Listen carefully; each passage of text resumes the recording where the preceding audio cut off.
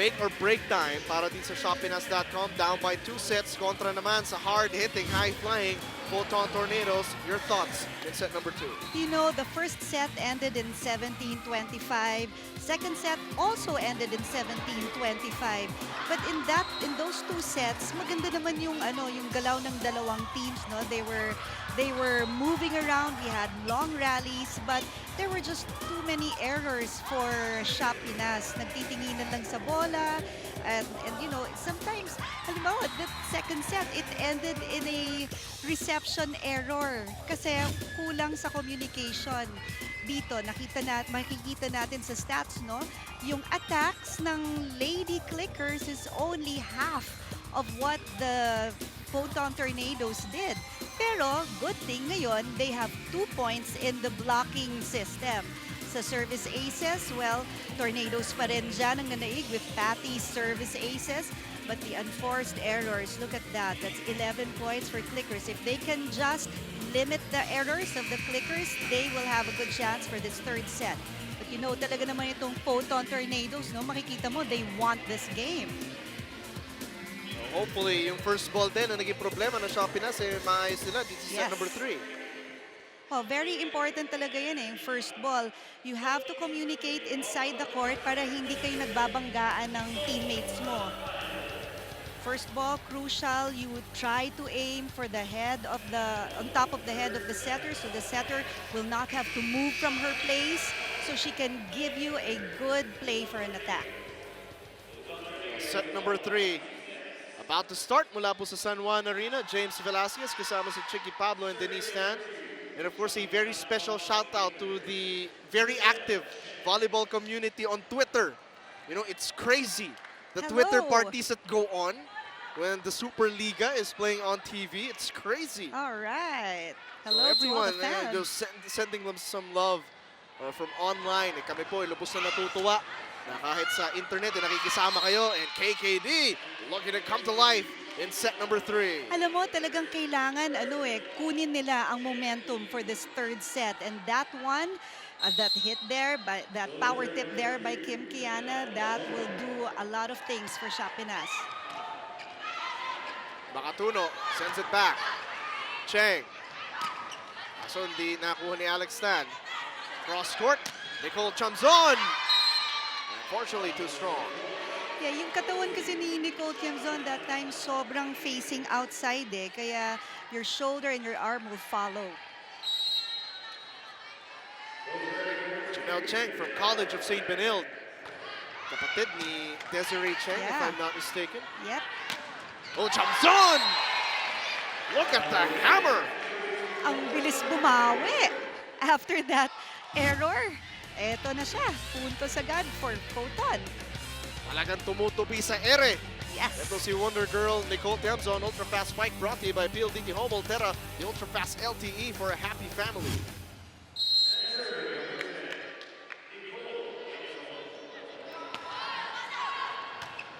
Targeting Steph Mercado. Alex Tan with a push, no go. Makatuno, back set para kay Pam Lastimosa. Si Pam Lastimosa, before she hit that ball, tiningnan pa niya yung court kung saan niya dadalhin yung bola. What an eye, what a control of her arms, ha?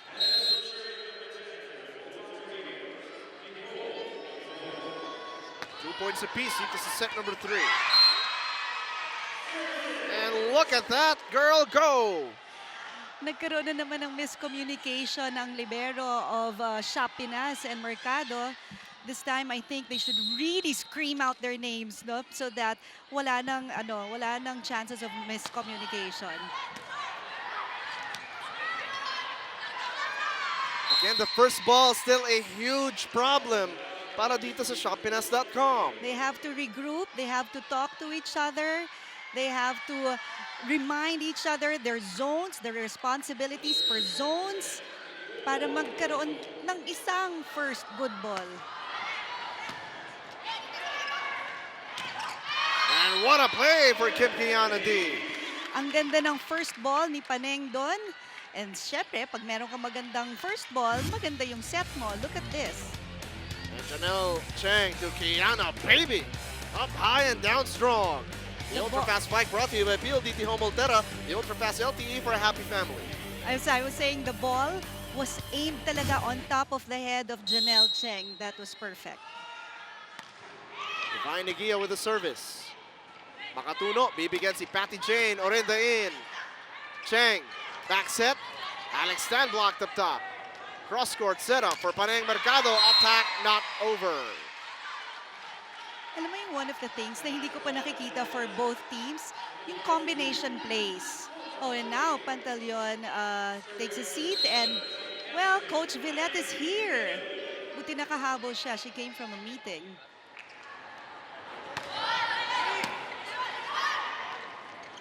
Kim Kiana D couldn't score. Makatuno giving up the chance ball. Cheng, bibigyan si Paneng Mercado. Wipes it off the blocker but couldn't finish. Orinda Inn's turn to attack. What a save para sa Shot Pinas. Patty Jane again, blocked up top.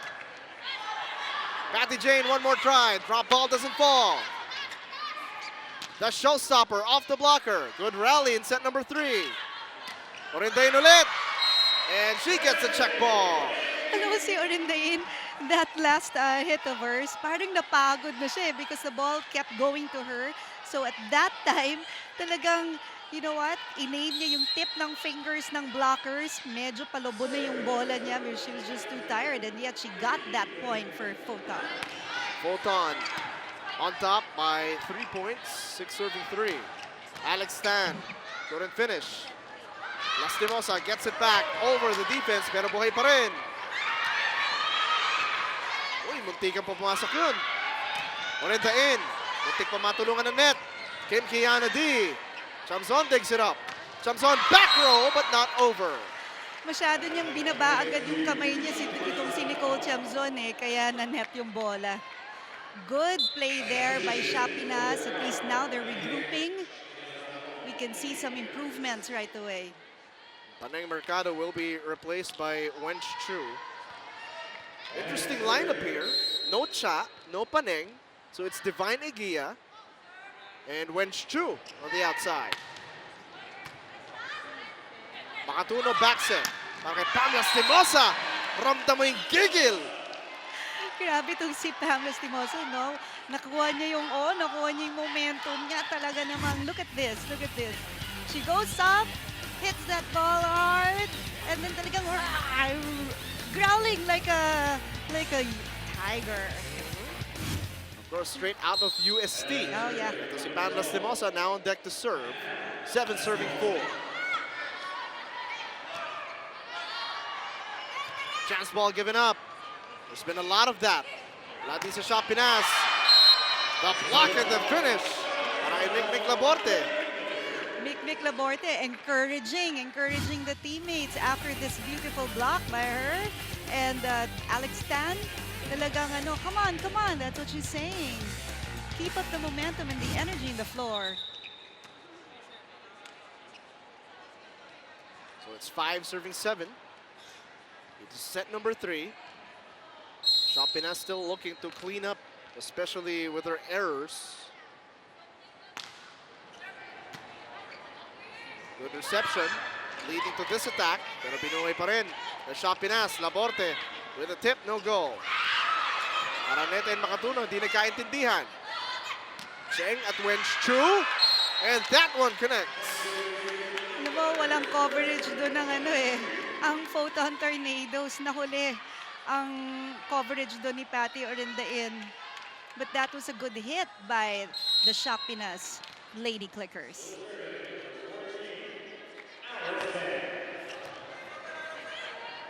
Makatuno. Lastimosa back row, pero sobra sa lakas. That one goes out of bounds. Tabla tayo, 7-all. Na-excite dun si Lastimosa. This time, Shot Pinas looking to gain some confidence and momentum from the service line. Orinda In with the attack, no goal. Cheng to Wench Chu, binuhay ni Chamzon. Cross court, Patty Jane, huli sa taas ni Janelle Cheng. Orinda In, susubok ulit. Laborte keeps it alive. Here's Wench Chu. Excellent dig by Bang Pantaleon. but a lifting violation called on Photon, and Shop Pinas with a 1-point lead in the first technical timeout at set number 3. Pagkatapos matalo na ng dalawang set sa Photon, ay mukhang naganahan na itong Shop Pinas dahil kay Mick Laborte, who kept on saying all throughout that last set na never give up, wala daw susuko at walang bibitaw. Kailangan daw lahat sila laging magpupush pa din to give their everything dahil lahat naman sila ay eksperyensado na and they've been through much crucial situations. All they have to do is just double their efforts and they can win this game. Guys? Thank you, Denise Stan. And of course, the veteran leadership goes a long way, but the rest of the team will have to follow suit. Just like that one, they serve up an ace. And a 2-point lead now para sa shoppinas.com. Dapat medyo taasan at lakasan ni Alex Dan ang serve niya because that first serve of hers hit the net. We were saying this is an interesting lineup with Eguia and Wenshu, parang youth movement yung ginagawa ni Coach Ramil. And now they get back-to-back points. Una service ace, ngayon attacker. Yes. Pero itong si General, that was a good decision of hers. She pumorma siya nakukunin niya yung bola and then last minute she figured, oh, this is too strong. So iniwasan niya. Makatuno to Angeli Araneta. Yun yung dapat gawin ni Makatuno. She has to distribute her sets. Bigyan niya ng pagkakataon, especially Angeli Araneta, who's a really strong middle hitter. Orentein on deck to serve para sa Photon Tornadoes. Cheng to Laborte. Orentein keeps it alive. Makatuno to Nicole Chamzon, blocked away. Chamzon ulit. Huli sa likod ni Alex Stan. Wenshu measures the shot, but Pantaleon keeps it alive. Here's the Wonder Girl with a drop ball. Doesn't fall. At least doesn't fall in the first time. General was there, but I think she was expecting a strong hit. Kaya yung forma ng kamay niya was for a strong hit. So when it became an off-speed ball, she wasn't able to adjust properly. Cheng on the 1-2. Chamzon measures the shot against the blocker. Si Chamzon, after that ball, talagang tumayo and come on, cool na cool pa rin siya, going back to her position. Patty Chen Orendain with a chance to give her team the lead. All tied up, 10 points apiece. Cheng, back set para kay Wenshu. Makatuno to Araneta. Excellent dig by General. Alex Stan from the back row. Pantaleon digs it up. The Wonder Girl up high and down hard. Nicole Chamzon she really has a strong arm. She's got a good wrist, yung movement ng wrist niya. Look at this. Ang ganda ng bagsak ng kamay. She hits that ball on top, hits it at its peak, and brings in the point each time. Ultra Fast Spike brought to you by PLDT Home Altera, the Ultra Fast LTE for a happy family. Kailangan talaga pag-igihin ng depensa. And I do agree, they have to block Chamzon. And they also have to be prepared all the time for Araneta because you never know kung kailan ibibigay kay Araneta.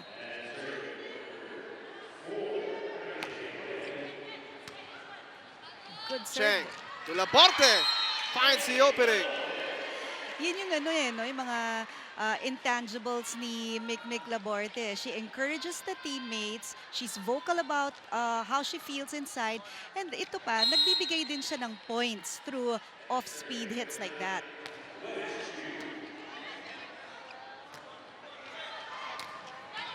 They have to adjust on that one. Cheng to Divine Eguia. Oh, that was a hard shot. Buti na lang nadig sa likod. Chamzon. Sobrang receive. Makatuno. Back to the Wonder Girl. Blocked away. Cheng to Laborte, but not over. The set was too low for Mick Laborte. She was there. She was ready for it. But the ball was just too low. And again, towards the middle of the sets, set number 1, set number 2, dun lumalamang yung Photon Tornadoes. Oo. And they serve up an ace. Here we go again with the problem of Shop Pinas with the first ball. Interesting turn of events here as we send it over to Denise Tan. Alam nyo guys, we call Nicole Chamzon as the Wonder Girl, but all of her teammates tell me that they're not really wondering why she's playing this good. Dahil nga daw sa kanyang, she's still playing in her collegiate league, hindi daw siya nabibigyan ng gantong klaseng opportunity para ma-showcase talaga ang lahat ng kanyang kakayanan sa larong volleyball. Kaya naman pagdating dito sa Philippine Superliga, sobrang excited at gutom na gutom siyang maipakita lahat ng ito, guys. I'm sure all the UP alumni are really proud of Nicole Chamzon as well as that one. Oh yes. Pati mga alumni, proud talaga dyan.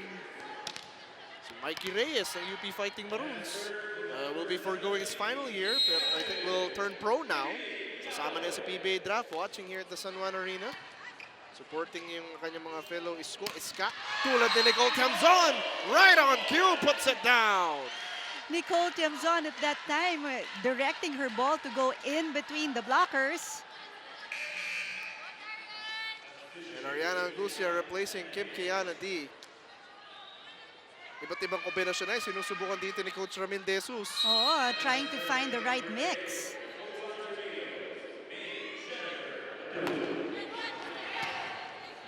Cheng to Ariana but couldn't finish. Chamzon ulit, masyado malakas. Malayo si Nicole dun eh. Malayo si Nicole, mababa yung bola for her. She tried to do something with it. Bukas yung kamay niya, outside yung bola. 13 serving 15. Shopina sinusubukan kumapit dito sa Photon Tornadoes, down by 2 sets. Chamzon off the blocker. Buhay pa rin para sa Shopinas. Pantaleon digs it up. Makatuno to Lastimosa, tried to push it over but no go. That was a good idea for Makatuno to distribute her sets, giving it to Lastimosa, kaya lang na-over. Sumobrang lakas kasi she was so far from Lastimosa. Well, if Shopinas wants to overtake Photon, what do you think they have to adjust? First ball. Talagang have a good first ball so they can set up for a play. Just like this one, mula kay Divine Eguia. Makatuno, papunta kay Nicole Chamzon! Hot na hot si Nicole Chamzon. And the Wonder Girl giving Photon a 2-point advantage in the second technical timeout. Firing in all cylinders. Uy, si Ate Girl! Si DJ Suzy and Mikey Reyes, who is about to turn pro now. Enjoy the action here. Yan, si Idol, tsaka si Ate Girl. Of course, supporting itong mga taga-UP, si Ate Girl, taga-Lasal yan. So, sila Cha Cruz, sila Paneng Mercado, I'm sure she's supporting them as well. But so far, Photon, yung mga taga-UP, giving Mikey Reyes more reasons to cheer. Yes. Especially now, no, na yung UP players dito sa Photon doing a good job. Earlier, we talked about the fatigue factor, Chiki. Lalo na naglaro nung kahapon. Kahapon lang. Itong Shopinas.com. Baka yung mga nababad ni Coach Ramil, pinagpapahinga muna ngayon. Kaya sinusubukan niya itong kombinasyon ni Janelle Cheng, Wen Xu, Fatima General, Divine Eguia, Alex Tan at Ariana Angustia. Let's see if this kind of lineup will work for them. Kailangan nila manalo for this set to stay alive. And look at Nicole Chamzon, serve up an ace. You know, talagang first ball ang problem ngayon ng Shopinas. And I'm sure this is going to be an intense timeout para kay Coach Ramil De Jesus. Pero baka kumikot din si Angustia. May play silang ganun. Basta pag okay, umpisa natin sa receive. Huwag tayong umiwas sa service ng kalaban. Wala na mga karga-karga yung ginagawa ng kalaban nyo eh. Kumpiyansa lang sa gagawin. Okay? Sigurado yung gagawin. Siguradong pag bumali yung kasama, kumover tayo sila natin. Huwag tayong umasa na papaloy ng kasama natin, patay ka agad. Kailangan siya kasi lalim lagi. Aggressive tayo sa defense. You know, here si Coach Ramil, he was just really encouraging the girls kasi medyo slumped ng shoulders nila in this third set, especially now that Photon is up by 4. And then really reminding lang yung girls niya na kailangan you have to have confidence in yourselves. You don't wait for your teammate to do the job. You do the job. Matagal na pahinga si Chuck Cruz at si Paneng Mercado. Ibabalik na ni Coach Ramil De Jesus. Make or break time. Yes. They're down by 4. General. Alex Tan. Ambitious attempt goes out of bounds. Alex stand there with no wrist action. So ito na nga yung sinasabi ni Coach Ramil, confidence in yourselves. Kasi abled naman sila, skilled naman sila. So it's the mental toughness that has to work here. First ball still a problem for Shop Pinas. Makatuno back set. Lastimosa drop ball will fall. That was a slow drop ball. It landed on zone 6. At syempre, zone 6, yan ang donut hole. Look at this. It was slow eh. Pero walang nag-attempt to get it. Kaya nga sinasabi ni Coach Ramil, you do it. Don't wait for your teammates to do what you're supposed to do. Get that first ball. Get that reception. There, they manage to receive well. Cruz is blocked. And Fulton now on top 21-14. Nothing seems to be working for Shop Pinas right now, but they still have time. They still have a chance to catch up. Nicole Chamzon doesn't seem to want to leave the service line. Yeah. Riza Mandapat aatake and puts it down. Riza Mandapat does a good job there, playing with the blockers. Finally, nagkaroon na ng stop ang Nicole Tiamzon of Photon. Let's see if Chuck Cruz can rectify the situation. 15 serving 21. Makatuno. Torendain. Rochelle Sison digs it up. Old reliable from Lasal. Paneng Mercado. Hindi kaganing atake. At si Makatuno. Si Makatuno, what she wanted to do was to tip the ball over. Kaya lang, last Sobra. minute, sinabi niya, i-dink ko na lang. Kaya lang, she was right there na sa net. So, hindi na siya naka-adjust pa. Si Bish hindi nakapag-decide at the last Oh. minute. 16 serving 21. Chuck Cruz still on deck. Unfortunately goes out of bounds. Good eye there by Nicole Tiamzon, not even attempting to get that ball. We are in the danger zone. Fulton within 3 points of taking this one in straight sets. Cheng. To Riza Mandapat who scores. Good eye there by Riza Mandapat. Nakita niya, nobody was there for the coverage. She aimed for a short off-speed hit and got that point for Shop Pinas. Ariana Angustia now on deck para sa shoppinas.com. 17 serving 22. Uphill battle para sa Shop Pinas. Maganda pa rin ang first ball to Angeli Araneta. Yun nga ba yung sinasabi natin, no? You give Angeli Araneta a chance to hit the ball and she'll turn in the score for you.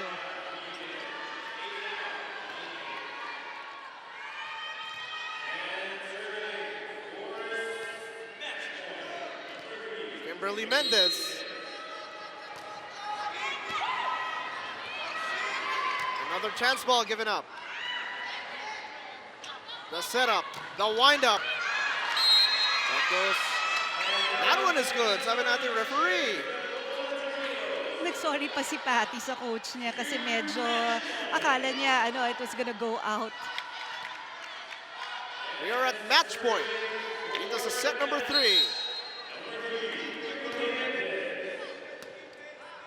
Cheng. To Paneng Mercado. Ball doesn't fall. Or in the in off the blocker. And Fulton takes this one in straight sets. Set 1, 2, and 3. All of them ending 25-17. And what a way to put a blemish on the record of shoppinas.com winning in straight sets. You know, ang Photon really did a good job today. They were having fun. They were communicating inside the court. The sets were distributed. Si Nicole Tiamzon had a good time. Angeline Reneta had a good time. All right, breaking down this game in just a moment.